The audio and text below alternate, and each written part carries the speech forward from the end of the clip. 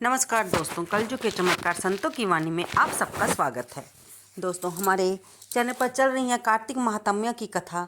आज हम सुनेंगे 8वां अध्याय। अभी तक आप 7 अध्याय तक सुन चुके हैं, जिसमें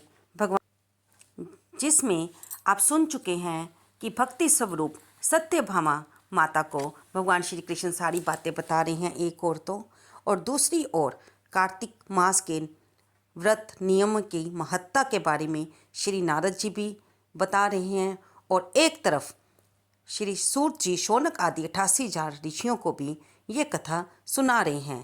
तो आप ये बात समझ ही सकते हैं कि ये कथाएं हर युग में, हर समय में किसी न किसी के द्वारा हम जैसे संसारी जीवों के कल्याण के लिए सुनाई पढ़ाई जाती है।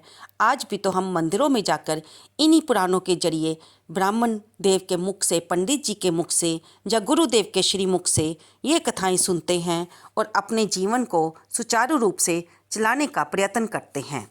क्योंकि इन कथाओं को सुनकर ही तो हमारे मन में विचार आता है कि हम भी कोई नियम धारण कर लें, हम भी कोई दान तप कर लें।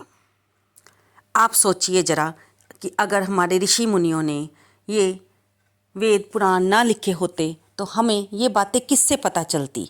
हमारे इस समय के मंदिरों में बैठे ब्राह्मण पंडितों को भी ये बातें कैसे पता चलती, कौन बताता, कैसे वे आगे बढ़ते और कैसे वे हमें भी बताते, और हम आगे अपनी पीढ़ियों में अपने बच्चों को बताते।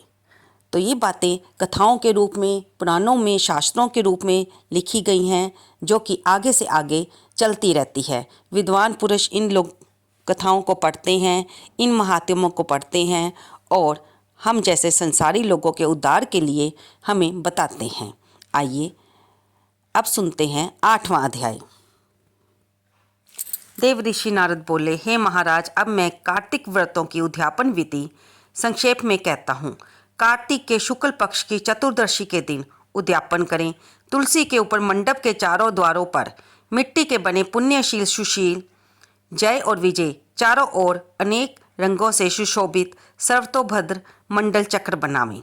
उसके ऊपर नारियल रखकर एक सुंदर कलश स्थापित करें।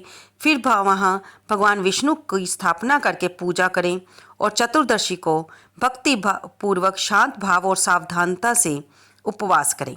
गुरु जी की आज्ञा से भगवान की स्वर्णमयी प्रतिमा का पूजन कर अनेक प्रकार के भोग अर्पण करें।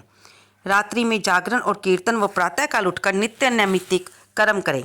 इसके पश्चात हवन कर ब्राह्मणों को भोजन करावें और अपनी सामर्थ्य के अनुसार दक्षिणा दें। वैकुंठ चतुर्दशी के दिन व्रत करें तो इससे वैकुंठ मिलता है। इस प्रकार श्रद्धापूर्वक व्रत करके पूर्णमासी के दिन स्त्री सहित ब्राह्मणों को निमंत्रण दें। फिर उनको खीर, फल आदि अन्न का भोजन करावें तथा अतो देवा इन मंत्रों से तिल और खीर का हवन करावें। फिर यथाशक्ति दक्षिणा दें और नमस्कार करें। भगवान तुलसी, देवताओं व कपिला गौ का पूजन करें। फिर गुरु को सपत्नीक वस्त्र आभूषण देकर क्षमा प्रार्थना करें कि आप प्रसन्न हो, ताकि भगवान भी मेरे ऊपर कृपा करें और व्रत के प्रभाव से मेरे पाप नष्ट हो जाएं। इस प्रकार जो मनुष्य उचित रीति से कार्तिक व्रतों को करते हैं, वे पाप रहित होकर इस लोक में सुख भोगकर अंत में विष्णु के लोक को जाते हैं। तो दोस्तों, जहाँ पर हमने जाना कि देव ऋषि नारद जी बता रहे हैं कि जो भी हमने व्रत का नियम, दान, ताप या स्नान दान का लिया था, उसे जब हम पूरा कर लेते हैं तो उसका उद्यापन हमें कार्तिक व्रतों की चतुर्दशी के दिन करना चाहिए। और कैसे करना चाहिए ये आपने सुना। यहाँ पर कार्तिक महात्म्य का 8 अध्याय समाप्त होता है।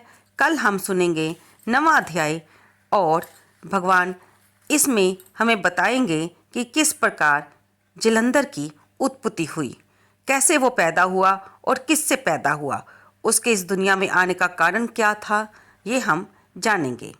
आपको ये कथाएं महात्म्य की कैसी लग रही हैं, कृपया इसे लाइक करें, शेयर करें और कमेंट बॉक्स में जय विष्णु भगवान लिखना ना भूलें। धन्यवाद दोस्तों।